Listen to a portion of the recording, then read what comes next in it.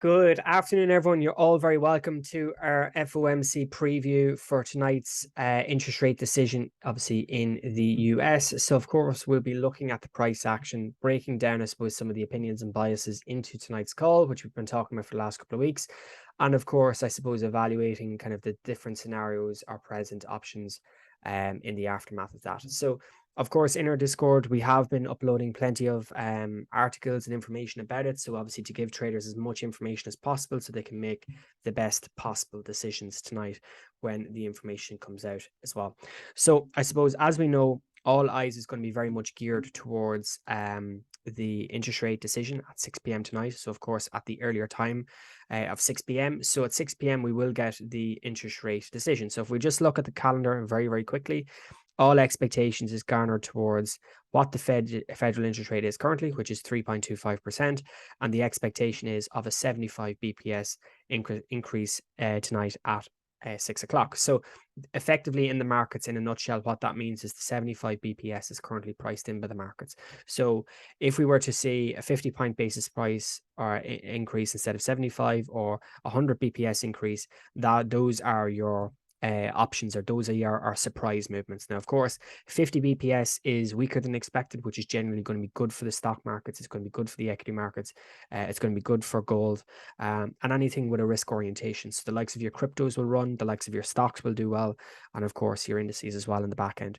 Of course, on the other side of the coin, if it's a case we got a surprise and said, no, we're not doing 75, we're doing 100 BPS, 1% increase, then you would see markets getting hit quite heavily. You would see dollar being bought very quickly. You would see treasuries been bought very quickly. You would see gold weaker. You would see indices weaker, and you would see the dollar obviously fly stronger. So euro dollar would be weaker and would be moving lower, broadly speaking, off the back of the favorite dollar. So that is where we're currently at in terms of an interest rate decision. So when it comes to 6 p.m., all eyes is, as I said, going to be associated to the interest rate decision. So 75 BPS is I suppose, the initial outlier, that expectations that people are expecting. Okay. Now, with that as well, with the 6 o'clock news, we are also getting the policy statement. So you can also see there the policy statement will be out at 6 o'clock as well. So that is like the summary. Obviously, this time around, we don't have the dot plot. We had the dot plot in September, but we are looking for additional information like the global development in terms of the recession, the two-sided elements of risks. So obviously global recession and global development, and obviously the geopolitical elements would have to take that into consideration. And of course, making some conscientious decisions off the back of that as well. All right. So we're very much going to be looking at the initial rates increases. We're going to be looking at the policy statement.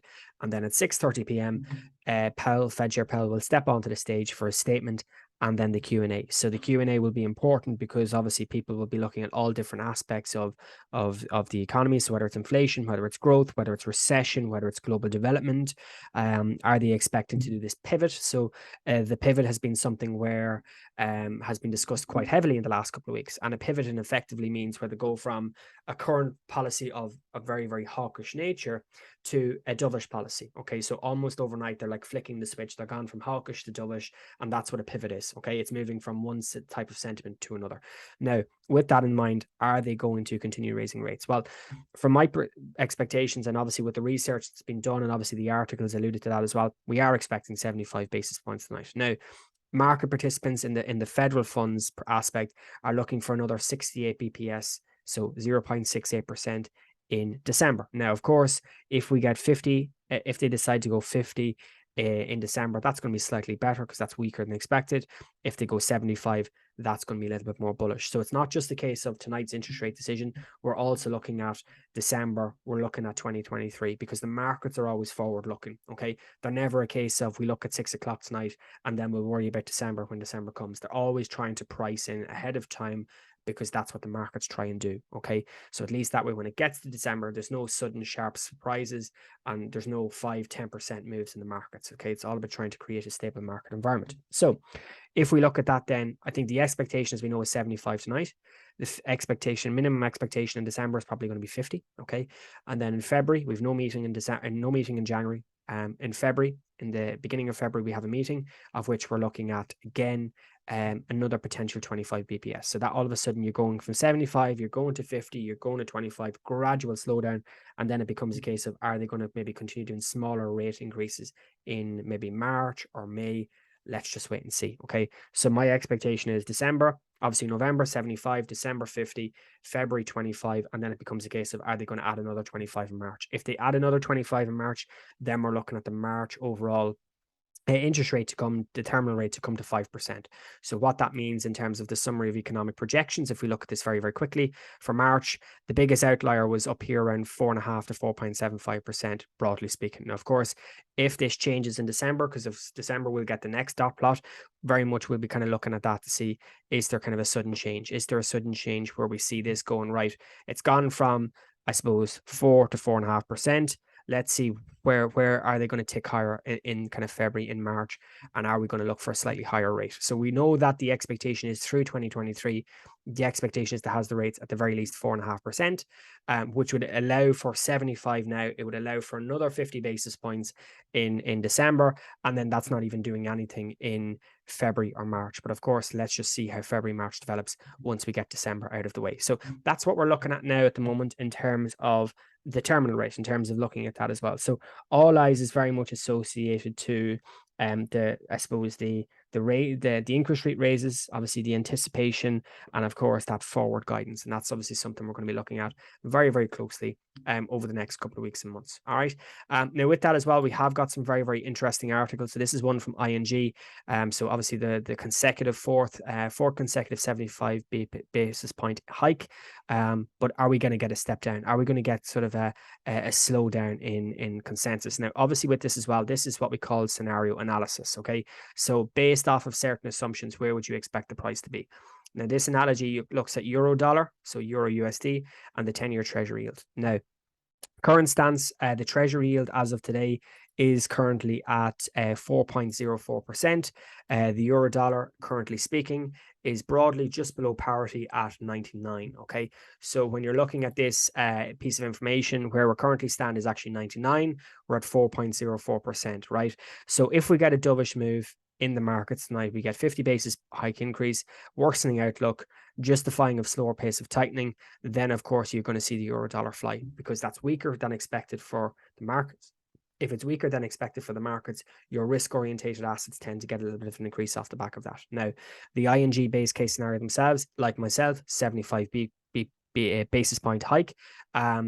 But I suppose looking to open the door to slower down. So what we mean by that is 50 basis points in December, 25 potentially in February.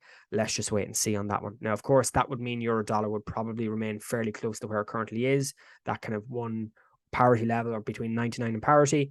And then, of course, if we get the hawkish outlook. So hawkish outlook is 75 basis points.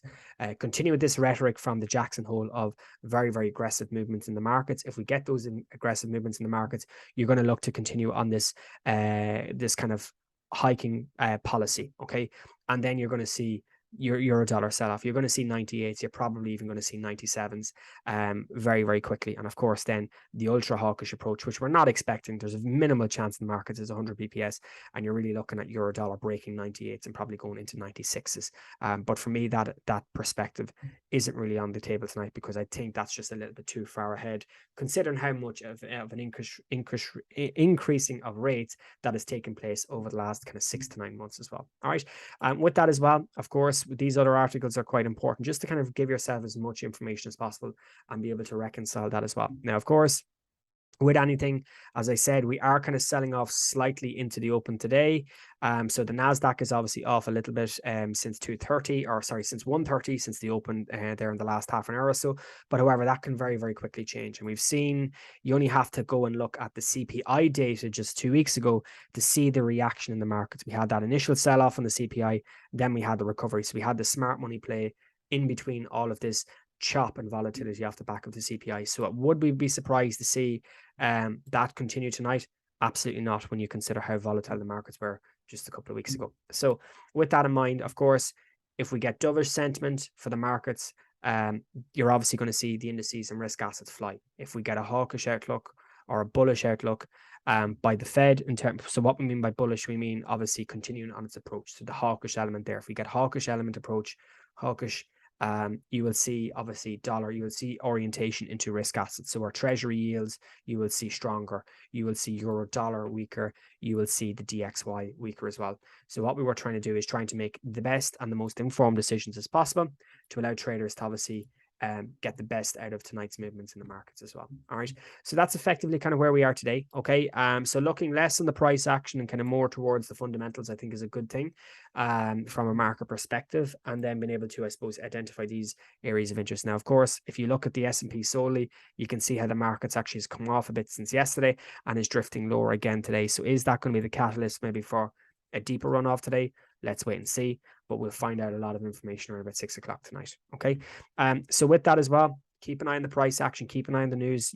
Like, I think getting the information as quick as possible tonight will be important for those who are particularly short-term traders or maybe even swing traders, positioning themselves for the next couple of weeks or months. So it's all about developing that methodical approach, getting those entries sorted, and then being able to, I suppose, mitigate the volatility in the volume. All right, guys, that's pretty much it. Best of luck tonight for those who are trading. Of course, we know it's going to be a volatile trading event, as always, with when it comes to interest rate meetings. We have traditionally seen in previous events, last couple of events, the Fed has actually been buying. We've actually seen stronger indices off the back of the Fed meeting, and we saw it all through last year, September, October, November, December, right through to March of this year. Every time Fed Chair Powell spoke at 6:35, markets actually rallied as well. So let's see if that dynamic plays out and that kind of reoccurring theme over the last couple of years plays out as well. All right, guys, that's it. Have a great week.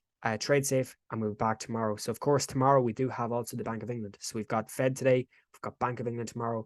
We will be back tomorrow morning to, I suppose, outline the volatility we see tonight, and of course, prepare then for the Bank of England tomorrow as well. Have a great week, everyone.